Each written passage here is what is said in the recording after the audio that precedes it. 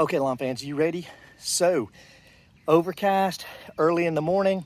It's extremely humid out here, so I applied a fungicide that I got off of Do My Own, I believe is what it's called. I'll pop up a chart here that's going to show all the different type of fungicides you can put out.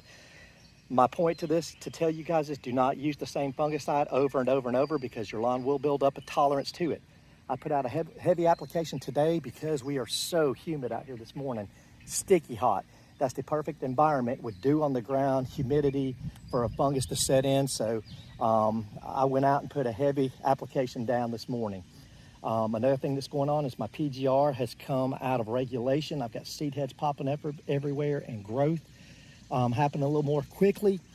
Why am I not going to put more PGR down? Is because I have a problem with bronzing on my lawn.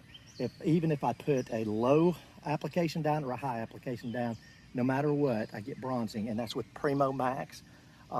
It's with T-Nex, anything. So I'm going to go ahead and cut every day, and I'll put up with the extra growth in the seed heads for right now, because sometime after the 4th of July, I'll be scalping this all down to nothing, and that's another reason why I don't want to put any PGR out right now, is because I don't want to inhibit the growth coming back from the scalping.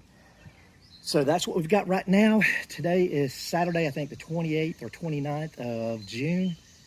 If the lawn looks kind of weird, it's because I've cut my flag lines in, and I'll be putting the stars in later on today after I do a cut. Got to head to my nephew, Lance Easterwood. Shout out to you, buddy. Got to go to his soccer game this morning. It's the championship for him. So we're going to be rooting you on. And that's it, lawn fans.